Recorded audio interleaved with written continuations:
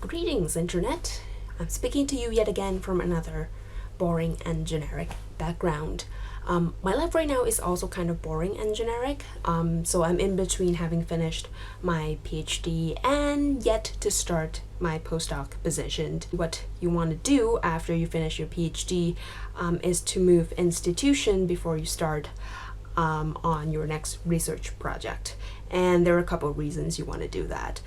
First off, you want to expand the horizon of your research, so you don't want to get bogged down to be an expert to a way too specific the field. So you want to have some breadth to what your expertise is. So the best way to do that is go work with an expert in something that you're interested in, or in a field that's kind of related to your previous work, but not exactly the same thing. But also the second, and I think probably the more important thing, in my opinion, is to also expand the network of the people you know. Essentially, other professors that you might know, but more importantly, other postdocs and young scientists that you might know who might be your collaborator in the future. So yeah, most people would move institution and also move countries. And that means visa, and that means months of paperworks, essentially. So that actually gives me time to actually work on another problem in my life, which you, as viewers of the channel, might be aware of, which is the chronic migraine problem. But I thought instead of complaining to you guys about what a pain having chronic migraine is, I'm gonna tell you about the things I wish I've known about chronic migraines that I do know now. Consider this a public service announcement, if you will. Thing number one. Chronic migraine is a very different beast from episodic migraine. Well, technically speaking, a migraine is a migraine, and the difference between a chronic migraine and an episodic migraine is just the frequencies. Like, the chronic migraine is when you get the headache like 10 or 15 times a month, and an episodic migraine when you get it very occasionally, when you get the trigger. But from the patient perspective, these two experiences are really, really different. When you have an episodic migraine, it's an occasional annoyance. Like, yeah, it can get really bad. It can get really debilitating. You're bedridden. It's just super painful, but it happens occasionally. When it becomes chronic, it becomes a fact of life. And, you're bedridden almost all the time. You're tired almost all the time. Your pain pathway are overactive, so you're getting depression, you're getting anxiety as a side effect, and it becomes a disability, and the lifestyles change, the way you live your life changes. So in that sense, from a patient perspective, these two are an entirely different kind of disease. When you have an episodic migraine, it's kind of having a sick day. You can call in at work and say, yeah, sorry, I have a really bad headache today, and you just have a sick leave, and that's okay. But when you have a chronic migraine, it becomes a disability. It's become something that you have to deal with very regularly at work and at home. So in that sense, you have to manage it as one. So, the game plan changes, essentially.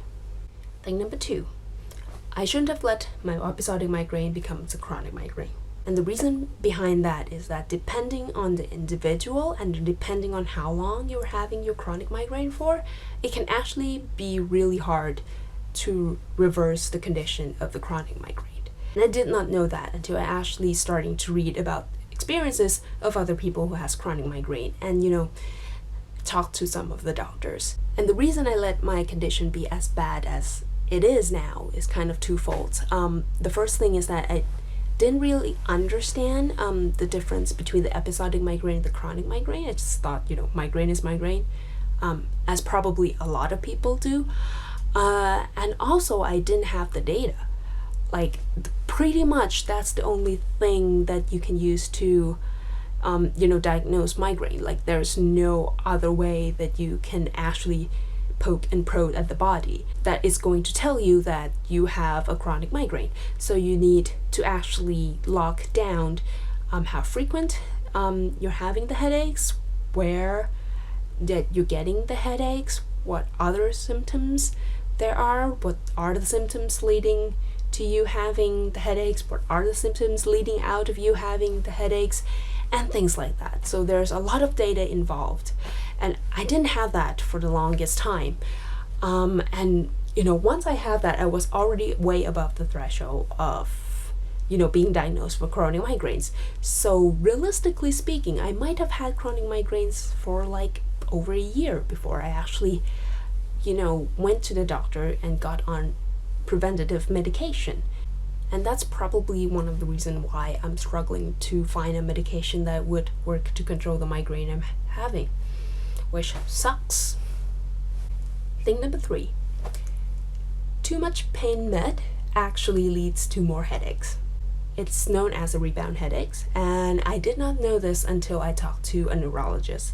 And he was pretty convinced that my frequent headaches was started by an overuse of pain medication, which I probably was in the beginning, before I started taking preventative medication, because that was pretty much the only thing that I got.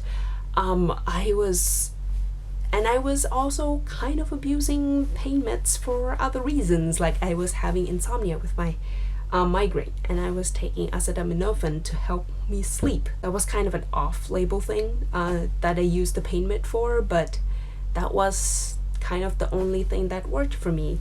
But the thing is, I was off both pain meds and triptans the moment I was on amitriptyline, and that was months before I got to see a neurologist. So that couldn't have been the rebound headache anymore, and this was really chronic migraine. So he has to get me on something else, which also turned out didn't really work as well, as I've mentioned before. Thing number 4.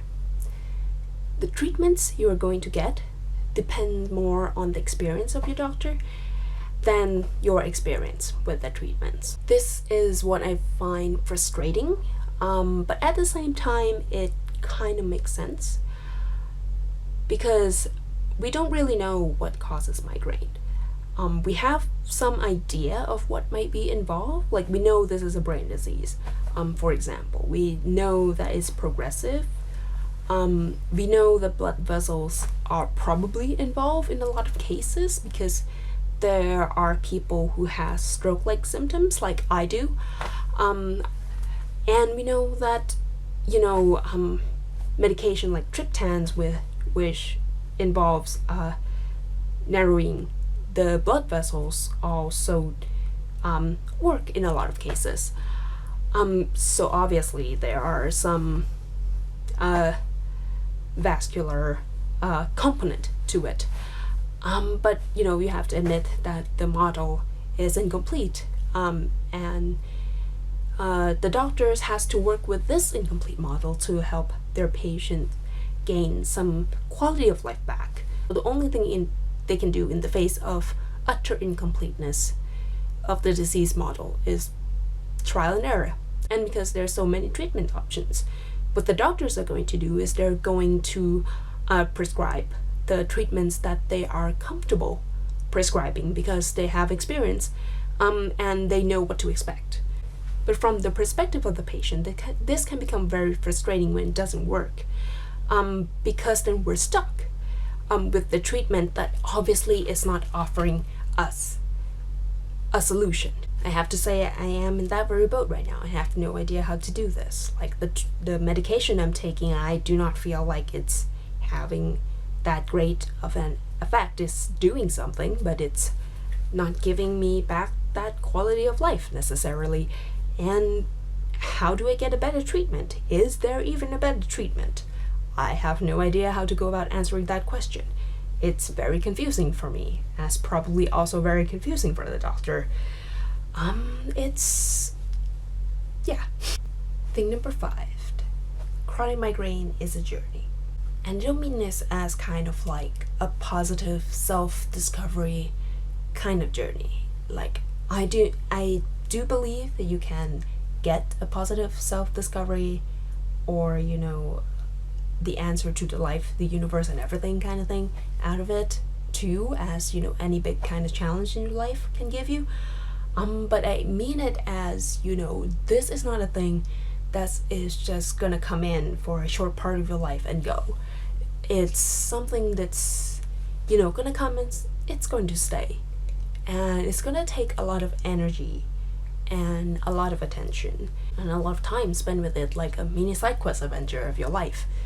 Not the one I would like to have to take at this time of life, but the one that's banging at my door regardless. So I have to take it, guys. Don't have a choice on that part, unfortunately. I hope you have a better luck in yours. See ya.